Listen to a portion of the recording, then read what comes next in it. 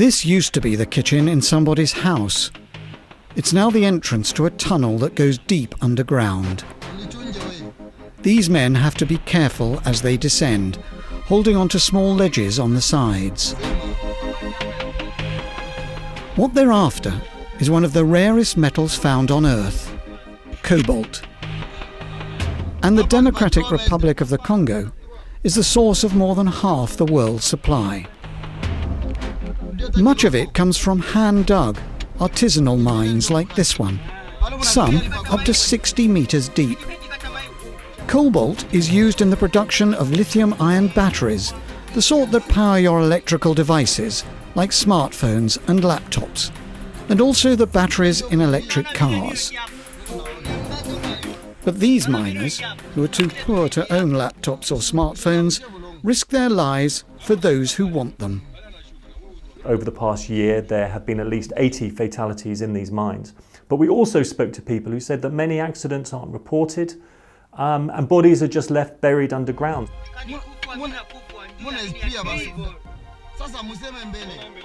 They don't have any basic tools, safety equipment or protective clothing, nor do they wear face masks to save them from a near-invisible poison. Inhaling cobalt dust can be extremely dangerous. It can cause a fatal lung disease called hard metal lung disease. It involves long hours and back-breaking labour for little reward. And for many, it's the only employment around. Bon, quant à moi, je suis élève. Cette année, je suis à repos. Je n'ai pas de l'argent. C'est pourquoi je l'ai fait pour avoir quelque chose pour retourner à l'école. Bon, quand je gagne un peu, je mets petit à petit. Parce que c'est une année de maquis. Après tout cet argent-là, je vais partir avec à l'école. This is the neighbourhood of Kazulo, in Kolwezi City, in the south of the DRC. Residents discovered cobalt here in 2014 and have since hand-dug hundreds of holes in the ground. These mines are extremely dangerous because these miners aren't getting any support from the government. They don't have technical training. There aren't supports within these mines. This region has the potential to be one of the world's richest mining areas. There are dozens of large industrial copper and cobalt mines, but most people live in poverty and scrabble around for a living. It isn't only adults who dig for cobalt.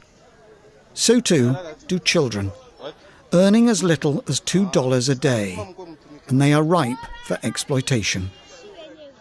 The United Nations, which is based in the DRC, says that there are at least 40,000 children working in these artisanal mines in the southern part of the country. How many are working on cobalt as opposed to other minerals, we don't know, but it's clearly a very large problem.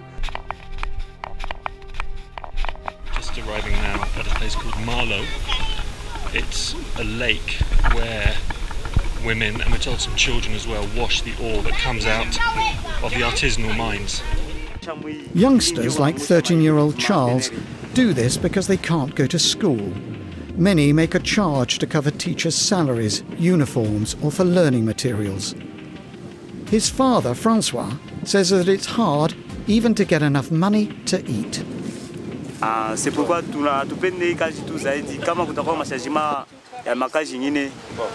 It starts with the miners. They work for themselves or for other miners, maybe wealthier miners or the landowner. After the mining, they fill up their sacks and then they put them on the back of cars or motorbikes and they take them to a market called Masompo. This is a market for minerals outside of the city of Kolwezi. They take them to this market where there are dozens of individual trading houses owned by primarily Chinese businessmen and women. The local traders sell most of the cobalt to a company called Congo Dongfang Mining, or CDM. It's a wholly owned subsidiary of one of China's largest mineral product manufacturers, Haiyo Cobalt. CDM has its own smelting operation, which processes the ore before exporting it to its parent company in China. Haiyo Cobalt sells its products to component firms in China and South Korea. Those companies sell their products to other battery manufacturers, with the final product, lithium-ion batteries, sold to household names in Japan, Europe and the USA, like Apple, Samsung, Microsoft, Sony and Volkswagen. We believe that companies have a responsibility to ensure that they aren't in any way profiting from human rights abuses. Responding to Amnesty's allegations, Heyo Cobalt said, "Our company has not been aware that any of our legitimate suppliers has hired child labour in their mining sites or operated in unsafe working conditions. CDM has rigorously selected its ore suppliers to ensure the procurement of raw materials through legitimate channels." LG Chem, one of the world's largest battery manufacturers, confirmed it acquired component metals through this supply chain and says it's now taking active steps to investigate Amnesty's findings. LG Chem supplies Apple with batteries. Tapping, swiping and pinching have forever changed the way we navigate and experience our digital world.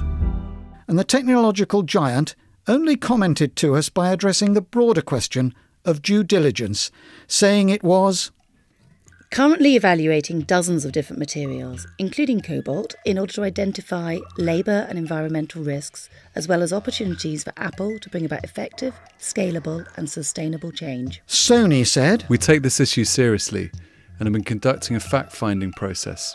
So far, we could not find obvious results that our products contain the cobalt originated from Katanga in the DRC. Volkswagen said, "To the best of our knowledge, the cobalt in our batteries does not originate from the DRC. Samsung said it had no direct links to CDM or Heyo Cobalt, adding, "It is impossible for us to determine whether the cobalt supplied to Samsung SDI came from the DRC Katanga's mines." Microsoft said, "We have not traced the cobalt used in Microsoft products through our supply chain to the smelter level due to the complexity and resources required." The simple answer is that if Amnesty International can do it, they can do it. Amnesty is now calling on Apple and other giant technology companies to properly investigate the original source of the cobalt in their products. If it is sourced from the DRC, they and the DRC government should ensure that children are removed from the mines and working conditions for everyone else are made safer.